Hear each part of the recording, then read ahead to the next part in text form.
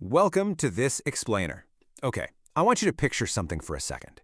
Imagine a harsh, absolutely beautiful, almost photorealistic northern landscape. We're not just talking about a place of rock and ice here. It's this incredible realm where nature and myth are just completely intertwined. Today, we're diving into the deep, cinematic folklore of the far north. We're going to decode these ancient stories literally carved into the environment itself. And honestly, it shows us something super profound about human psychology, too. It's about how our brains are practically hardwired to seek faces in the stones and stories in the shadows, just to process things we can't control. By the end of this explainer, you're going to understand exactly how the people of this region looked at their extreme surroundings and saw magic, monsters, and memory living right there in the dark. Far to the north, far to the sea, beneath the stars, beneath eternal light. Think of those words as our anchor today. They just instantly pull us out of our modern, brightly lit lives and drop us directly into a world of old gods. Seriously, imagine a place where the silence hangs so heavily between isolated islands, and the very air feels charged with this ancient presence. This is a landscape that feels older than the world itself, a place where the stories actually outlive the people who tell them. Part 1, Land of Ancient Shadows, where the mountains rise. Okay, let's dive right into this. Starting on solid ground, these mountains, they don't just look like standard geological formations. The source material actually describes them so vividly as looking like the broken teeth of ancient kings. I mean, wow. It brilliantly illustrates how human imagination processes these extreme landscapes. Like in physical reality, these are hostile, sheer cliffs carved against the sky, constantly wrapped in thick cloud and violent thunder. But to the locals, no! These were sleeping giants and massive trolls that had been caught out in the open and literally frozen into stone by the rising sunlight. When the night grows deep here, they say the mountains still remember their true names. It's a massive monument to a time when the trolls became stone and the old gods walked alone. Now, to really wrap our heads around this, we need to look at one specific legend, Vagakallen. And this isn't just a mountain peak. In the local lore, Vagakallen is an ancient entity. The story goes that he was forever searching for the Sisters of the Dawn, just gazing out from the darkness. But, like all creatures of the Nordic night, he was caught out too long and frozen forever by that rising sunlight. Yet the myth insists he's somehow never truly gone. The cliffs still wear these ancient faces today. They're sleeping giants, just dreaming while the centuries pass by. It's such a fascinating way to make sense of a landscape that feels almost alive, right? So, we've looked at the high, static peaks of rock and stone. But what secrets do the dark oceans hide? I want you to shift your focus with me for a second. We're descending from the frozen heights of the mountains down to the shifting, incredibly dangerous waters below.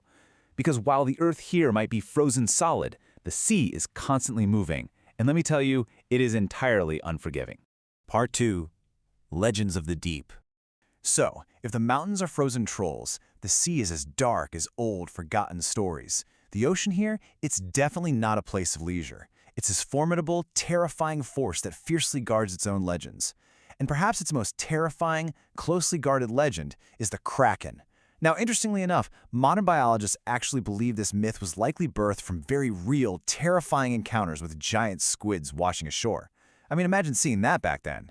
In these treacherous waters where the depths are just unfathomable and the storms are so sudden and violent, the myth of the Kraken served as an immortal, looming threat. The sea hides its secrets well, and the whole idea of a massive, undying creature lurking just beneath the dark waves, well, that was a very real, very palpable fear for anyone living on the edge of the water.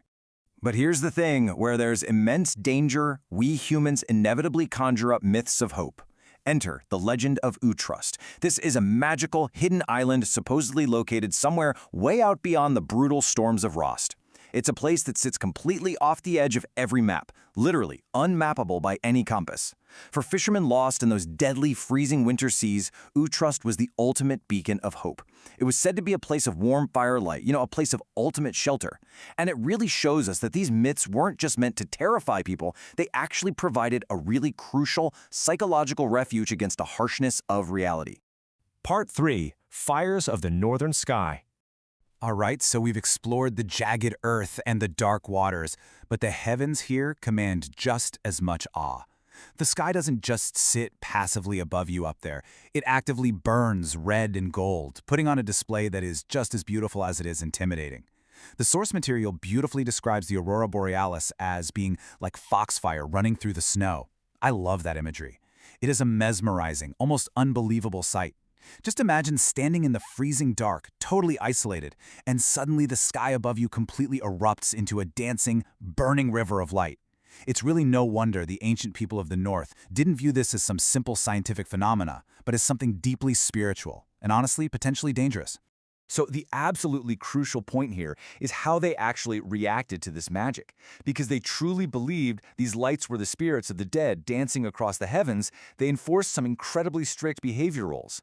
Children watched in absolute silent awe. You never ever whistled in the darkness, and you certainly never laughed to challenge what you saw. Why? Well, because there was this chilling superstition that every light above the mountains might hear your voice and actually answer back. It really highlights a deep reverence and, frankly, a very healthy fear of the natural world. Part 4. Echoes in the Wind.